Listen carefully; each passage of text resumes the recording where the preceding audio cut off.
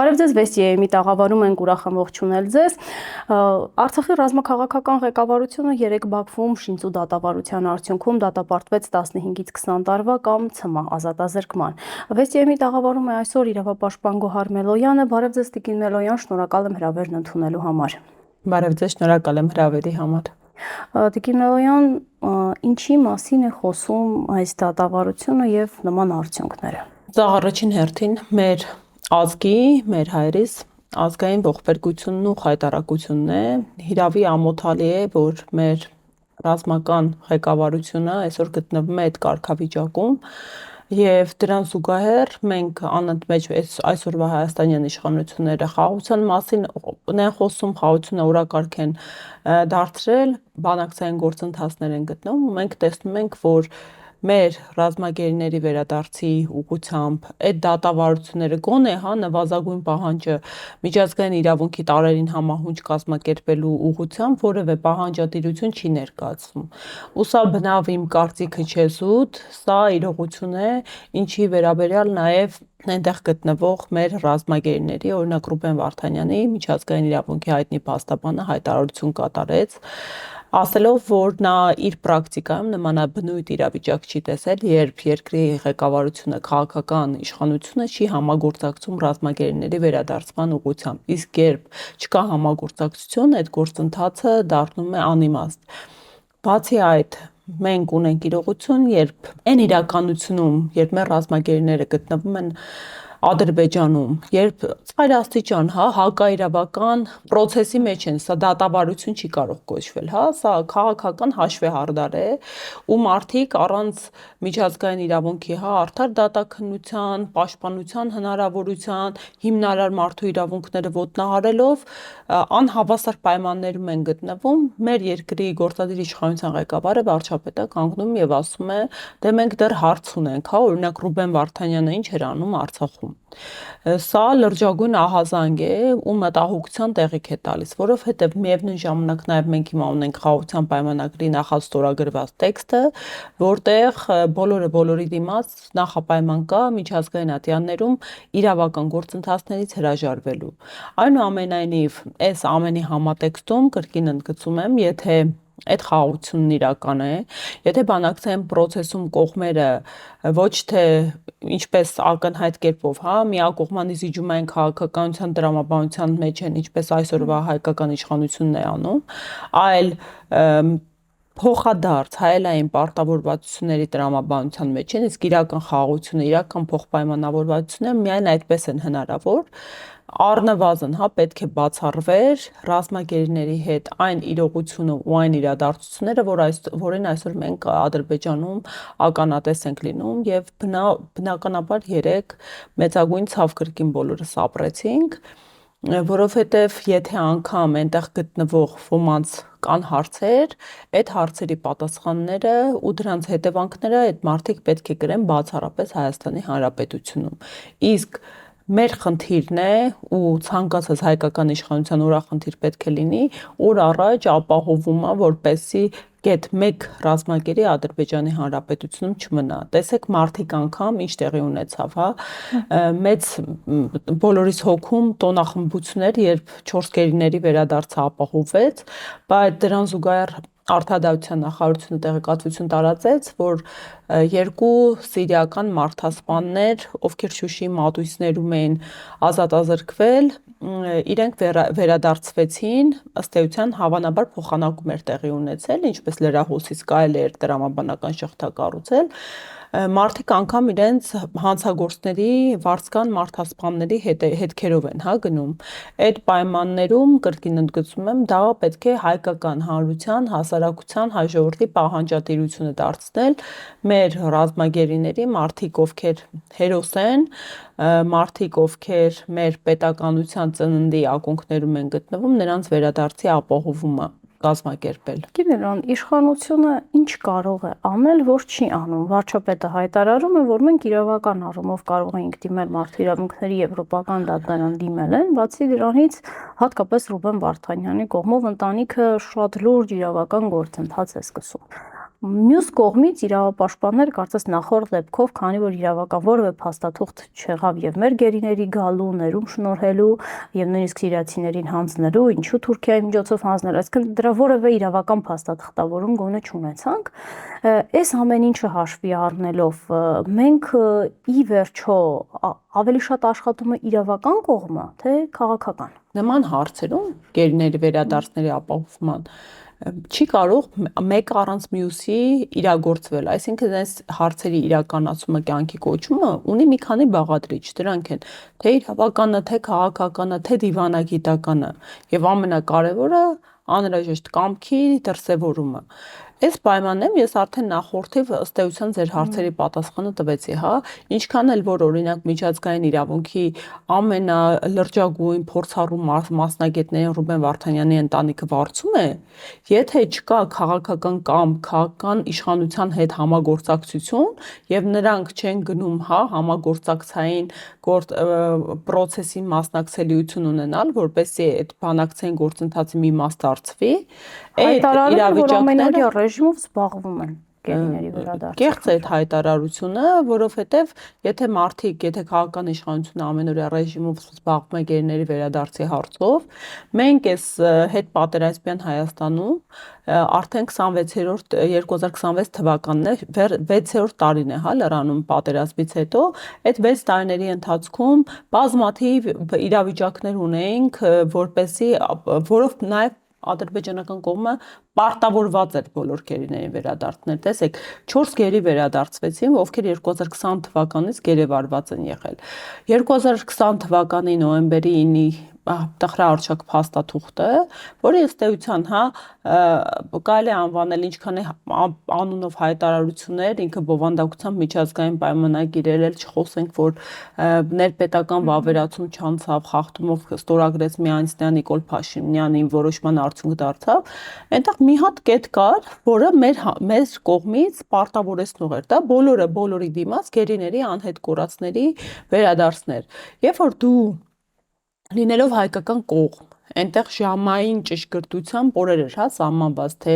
Արցախի հանրապետության որ տարածքները պետք է հանձնվեն, իդեպ տարածքներ, որոնք այդ պահի դրությամբ գտնվում են հայկական զինված ուժերի վերահսկողության ներքո։ Այդ տարածքները ժամային ճշգրտությամբ հանձնվում են եւ ինչպես կարելի է այդ համատեքստում մի պարտավորվածության, որը հստակ շարադրված է, բոլորի դիմաց վերադարձը չապահովել։ Սա արդեն լրջագույն մտահոգության տեղիք է, չասենք դրանից հետո ստորագրված փաստաթղթերի, հայ-ադրբեջանական սահմանազատման հանձնաժողովների մասին, որոնք անընդհատ օրակարգային հստակ հարաբերակցություն ունեն, պարբերաբար հանդիպումներ են տեղի ունենում, դրանից հետո կրկին, հա, մենք քարտեզագրում ենք իրենց հանձնել, դրանից հետո կրկին երկու ահաբեկիչ մարդասպանների ադրբեջանական ցակման, ովքեր նախորդի 2012 թվականին Արցախ են մտնում եւ գլխատել էին հայերը, իրենց վերադարձն ենք ապահովել եւ այս բոլոր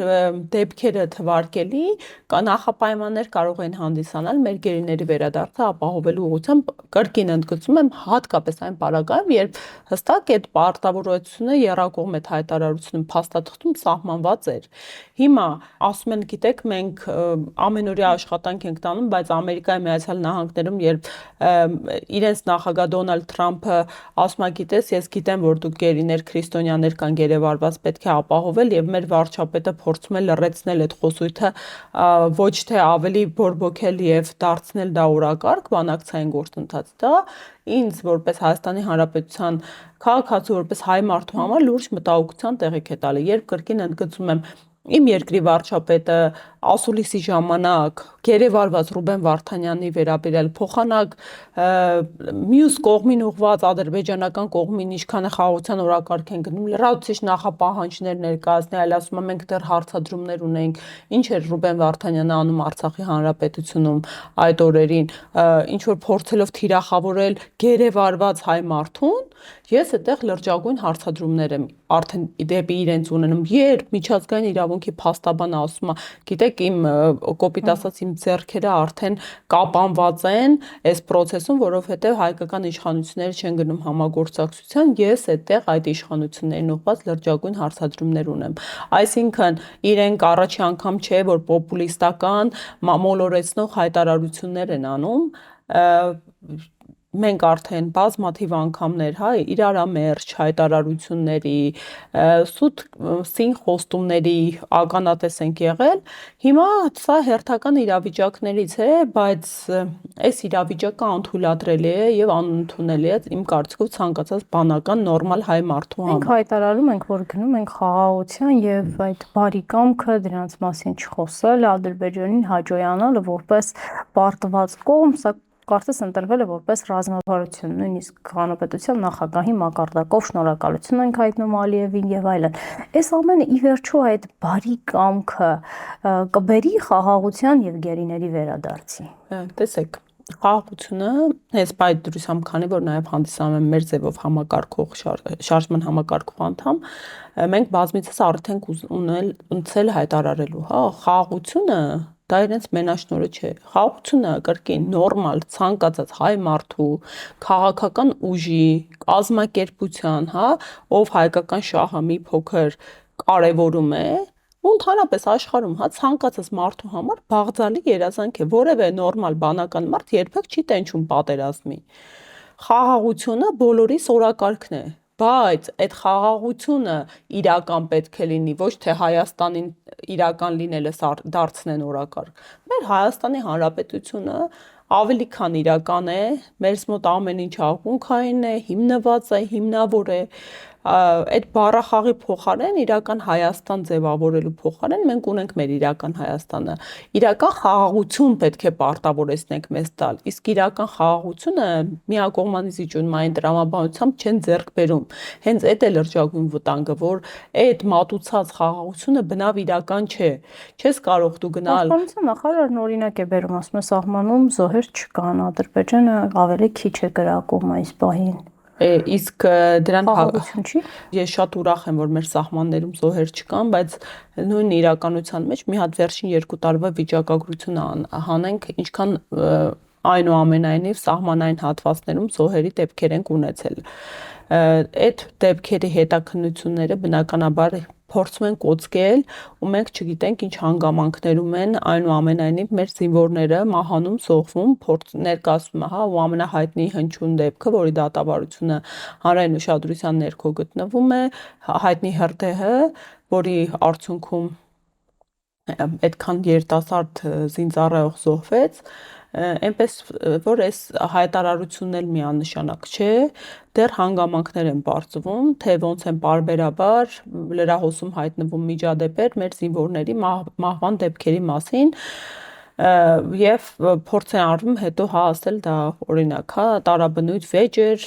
ինքնասպանության միջադեպեր եւ այլն, այնուամենայնիվ մինչեւ ավարտին հետաքննություն չլինի, որևէ պնդում միանշանակ չի կարող լինել։ 1. Երկրորդ, այդ պարագայում, երբ որ ասում եք, հա, սահմանները որևէ այլևս միջադեպ չի լինում եւ այլն։ Ունենք Մեզ այդ սահմանազատման ռազմական իրավիճակը կարծես պետք չի, տեսեք, մենք բանակում ծառայությունը 1.5 տարի ենք դարձնում, ռազմական փորձագետներն ասում են, դա նշանակում է 25%-ով կրճատել բանակը։ Մենք ռազմական բյուջեն նվազեցնում ենք, այսինքն լիարժեք բաց ձեռքերով գնում ենք խաղաղության, անկեղծ խաղաղության։ Ինչ է անում Ալիևը, որ իրենց խաղաղությունը հավատում։ Մենակ ռազմական տեսանկյունից չէ։ Տեսեք, մի քանի համադրելի, մենք նվազեցնում ենք ռազմական բյուջեն 1. Մենք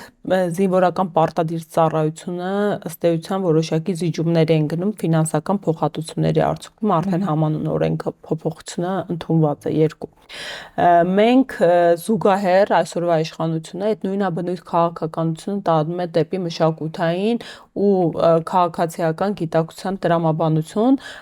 օրինակ, իրանք հայտնի հայեցակարգաշրջան առեցին, որտեղ բացառում են ու անթույլատրելի են համարում պետական ֆինանսավորումը ցանկացած պրոյեկտի, որտեղ ռազմական որևէ հայտարարություն կամ ագրեսիա իրենց տրամաբանությամբ ներառում եւ բացառապես ենթադրում են դեպի խաղաղություն ու հաշտություն տանող մշակութային պրոյեկտների ֆինանսավորումը պետական մակարդակի։ Ինչ կա տեղի ունենում Ադրբեջանում։ Ադրբեջանական հանրապետությունը այդ նույն իրականությունում ավելացնում է ռազմական բյուջեն։ Ադրբեջանում իրենք 2023 թվականի սեպտեմբերի 19-ին, երբ հայաթափում էր հարձակվել են Արցախի հանրապետության վրա, ադրբեջանական մեջլիսում խորհրդարանական լսումներ էին Արևմտյան Ադրբեջանի վերականգնման օրակարգով։ Իրենց տրամաբանությամբ Արևմտյան Ադրբեջանը դա այդ թվում Երևանն է։ Հիմա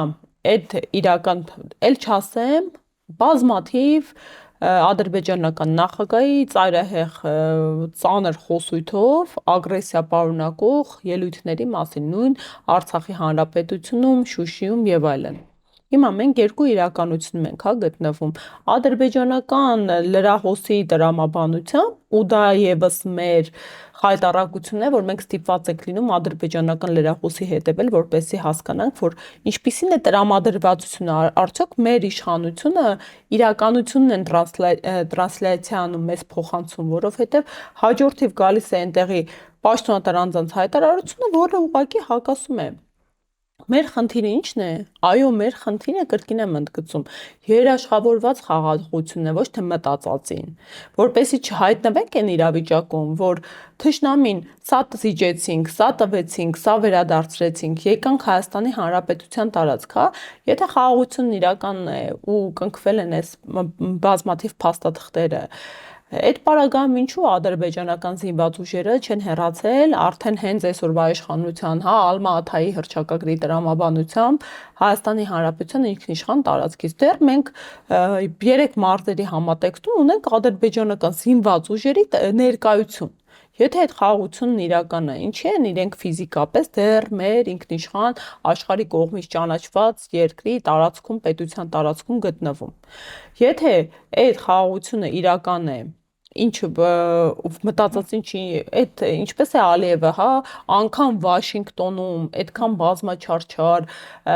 երակողմ հռչակագիրը հայ-ամերիկյան եւ ադրբեջանական, որում հիմնարար 3 սկզբունքները տարածքային ամբողջականություն, իրավազորություն, ինքնիշխանություն սահմանվում են ու որը այսօրվա իշխանությունը տարբեր հարթակներից անընդհատ շահարկում է։ Ինչու է այդտեղից դուրս գալի, ասում դե հայերը դեռ տնային աշխատանք ունեն կատարելու, խոսքը մեր սահմանադրության փոփոխության մասին է, այն դեպքում, երբ սահմանադրության փոփոխությունը մեր փոփոխության պահանջը ուղղակիորեն հարված է կրկին տվյալ պետության ինքնիշխանությանը։ Վենետիկի հանձնաժողովի կարծիքներով կարմիր թելով անցնում է, որ երբևիցե չի կարող սահմանադրության փոփոխությունը լինել արտաքին օրակարգի կամ արտաքին ներգործության արդյունք։ Սրանք բազմաթիվ փաստեր են առ այն, որ այս մեզ առաջարկվող խաղաղությունը ինքը հիմնավոր չէ, ինքը իրական չէ եւ բազմաթիվ խութեր ունեն։ Իսկ այո, խաղաղությունը մեր երկրում բոլորիս առաջնահերթությունն ու օրակարգն է։ Դիմելան, իրավական առումով ինչ բաց թողումներ ունենք, ինչը այնպես չենք անում, որ մենք բաց ձեռքերով գնում ենք ու ամեն անգամ պահանջներն ավելանում են։ Ես կրկին այստեղ նշում եմ, այստեղ մենակ իրավական բաղադրիչը չի։ Իրավական բաղադրիչին ուղեկցում են քաղաքական եւ դիվանագիտական բաղադրիչները։ Պետք է առաջին հերթին քաղաքական կամք լինի եւ պետք է պրոֆեսիոնալ դիվանագիտական թիմ լինի եւ ամենակարևորը, ամեն ինչից վեր պետք է հայկական շահի առաջնահերթությունը լինի։ Այդ բազմակողմանի, բազմաֆունկցիոնալ գործընթացի համատեքստում։ Առաջնայինը երբ կլինի հայկական շահը, երբ հայկական շահով առաջնորդվող գործիչներ եւ ուժ կգա իշխանության եւ կլինի պրոֆեսիոնալների թիմի բանակցային գործընթաց, այստեղ շատ ավելի իրավիճակը պրոհայկական շեղում կստանա։ Պետք է մնամ մեր բոլոր հյուրերին վերջին շրջանում, քանի որ դեռ առջևում ընտրություններն են, նեղ մասնագիտական կարևորագույն երևի հարցը, որը պիտի խնդրեմ օգնել մեր քաղաքացիներին, նախընտրական ծրագրերում իրավական առումով ինչին ուշադրություն դարձնեն, որ քաղաքական ուժեր պետք է ներկայացնեն իրենց։ Քանի որ ես հիմա կրկին ընդգծեցի, հա, մեր ձևով շարժման հետ եմ համագործակցում, անդամ եմ եւ փետրվարի 12-ին արդեն որպես ուժեղ Հայաստան, հա, կուսակցության հիմնադիր ժողովով հանդես կգանք եւ արդեն բացառիկ առումով որպես նաեւ մասնակցությամբ իրավաբան, ասեմ, բացառիկ են ուժն է, որ նախընտրական ծիրի տրամաբանություն փոխեց, հա, Հայաստանի Հանրապետությունը արդեն մի քանի տասնամյակ ապրել է, մենք բազմաթիվ ընտրություններ ենք տեսել եւ առաջի անգամ մի ուժ, խոսքը մեր ձևով շարժման ուժեղ Հայաստանի մասն է, որ Սամվել Կարապետյանի անունից 5 տնտեսական քայլեր ներկայացրեցին։ Սա բացառիկ է մի կողմ, իրավական։ Ես որպես քաղաքացի իրավական, ինչի եմ ասում այդ ձևաչափը, որպես քաղաքացի, տեսեք, այս ուժը ոչ թե բերել է մի հատ լայնածավալ փաստաթուղթ ու պոպուլիստական խոստումներ ա տալիս, որ սա ենք անելու, սա ենք անելու, սա ենք անելու, որ մարդիկ երբեք չեն կարդում ու այն որ մատերի վրա հաշված մարդիկ են, հա, նախընտրական ուժերի նախընտրական ծրագրերը կարդում։ Այդ 5 քայլը որ տվել է տեսանելի։ Քաղաքացին իրավական առումով վերահսկողական գործիք է ստանում։ Եթե ինքը հավատում է այս ուժին, ասում է Սամվել Կարապետյանի 5 տնտեսական քայլերը, հա, ինքը ունի վերահսկողական լծակ, պահում է այդ քարտը, այդ 5 քայլերը, եթե տալիս է իր քվեն, հաջորդիվ 5 տարիների ընթացքում ինքը կարող է վերահսկել։ Հիմա իրավական առումով ո՞րն է առաջարկս, հարգելի հայրենակիցներ, մի թողեք ձեզ ականջահաճո խոստումներով մոլորեցնեն։ Այս պարագայում այդ 5 քայլերի ներքո լրջագույն տնտեսագիտական հաշվարկներ, տեսություններ, մոտեցումներ են ընկած, որը այս մարդը արդեն պրակտիկայում կյանքի է կոչել, չի գալու նոր անի։ Ինքը այդ ամեն ինչ իր կյանքի ընթացքում արել է մի պետության մասշտաբի, հիմա պրոյեկտում է Հայաստանի Հանրապետության տարածքում։ Իրավական տեսանկյունից ամենակարևոր քայլը քաղաքացու համար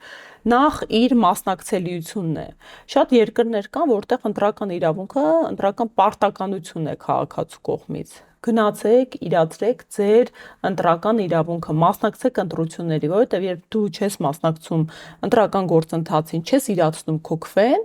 քո փոխարեն այդ տեղամաս գնացող մարդն է որոշում, ով է քո կյանքը կառավարելու։ Իսկ իշխանությունները ընտրական իրավունքը ընտրությունները ընդհանրապես ամենալրջագույն ինստիտուտներն ու գործընթացներն են երկրում։ Եթե երկրի իրավական ու ժողովրդավար է, որովհետև նախ դրանց արդար, թափանցիկ, հավասար, ուղղակի լինելու արդյունքում է որոշվում, թե ինչքանով է տվյալ պետությունը ժողովրդավար իրավական։ Այս բոլոր 4 եւ պլյուս գաղտնիության իրավունքը, հա, քաղաքացու ընտրության, այս 5 սկզբունքների ճշգրիտ իրացման արդյունքում է որոշվելու տվյալ թե ով է իշխանություն գալու։ Իսկ դուք եք իշխանության, քաղաքացին է մեր երկրում իշխանության աղբյուրը։ Քաղաքացին պետք է որոշի ով է գալու իր կյանքը կազմակերպի։ Այս իշխանությունը այսօր անդադ ապավինելով, հողում կատարելով ժողովրդի քվեին կամքին եկել են ուզուրպացրել են դասական առումով իշխանությունը, հա, ցանկացած առումով խաթարում են ու պիտակավորում են ցանկացած ընդդիմախոսի, թիրախավորում են ընդդիմախոսներին, օրինակ անգամ վերցնենք այսօրվա ընդդիմությունը, հա, ազգային ժողովում ընդդիմադիր ֆրակցիաները։ Դա նորմալ չի, որ իշխանությունը այդ աստիճան մեկուսացնում է ընդդիմությանը ցանկացած քաղաքական գործընթացից, քաղաքական որոշումների կայացումից, որովհետև եթե իրանց այս քանակի քաղաքացիա քվե տվել, ընդդիմությունը եւս հայտնվել է ազգային ժողովում Հայաստանի Հանրապետության 100,000-ավոր քաղաքացիների կամ արտահայտության արդյունքում։ Իրենք անձինք չեն, իրենք կրում են ժողովրդի վստահության մանդատը եւ իրենց հետ դուք պարտավոր եք հաշվի նստել առավել եւս խորհրդարանական կառավարման ձև ունեցող երկրում։ Իրավական առումով իմ առաջին խորհուրդը մեր քաղաքացիներին դա գնալ մասնակցել ընտրությունների եւ երկրորդ խորհուրդս անպայման իրենց քվեն տալ այնպիսի ուժի, որը իրատեսորեն հնարավորություն ունի հաղթահարելու նվազագույն շեմը, որովհետեւ 2021 թվականին մենք աննախադեպ պատկեր ունեցանք, երբ քաղաքացիները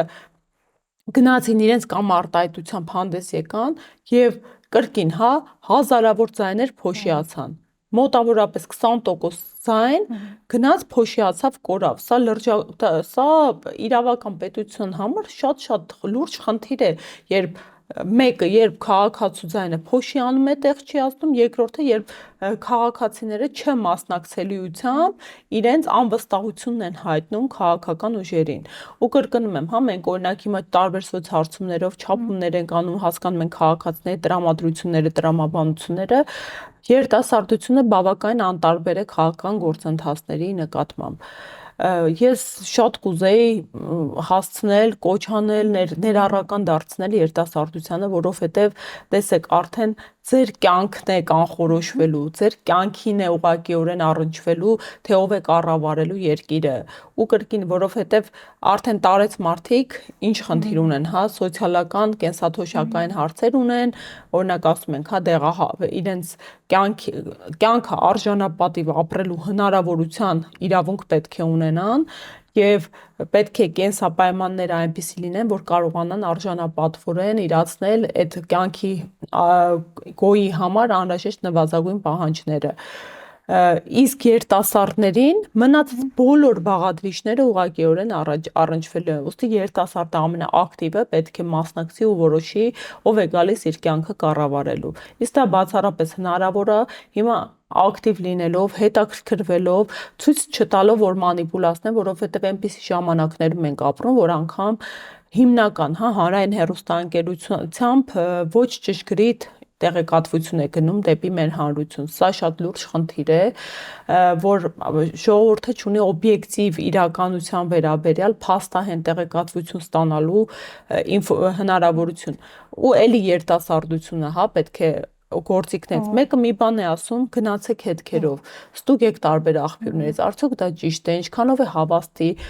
որովհետև այնքան հասանելի է, որ ու այնքան վատ իրողության պայմաններում ենք հայտնվել, յուրաքանչյուր երկրորդն էլ իրեն թույլ է տալի մարդկանց պիտակավորող, հերհյուրանք պարունակող կեղծ ինֆորմացիա, որ կրկին մարդկանց տրամաբանության ու տրամադրությունների վրա ազդելու պատճառով։ Ու կրկին երիտասարդը կարող է լինել այն պրպտող ուժը, այն աղբյուրը, որ իր ընտանիքին, տարեցներին այդ իրական ինֆորմացիան տեղ կհասցնի։ Այնպես որ ամենակարևոր առաջնային ուղերձը մասնակցելիությունն է, իրացումը ընտրական իրավունքի պատական չէ, հա, որ ընտրելու իրավունքը ակտիվ իրավունք է,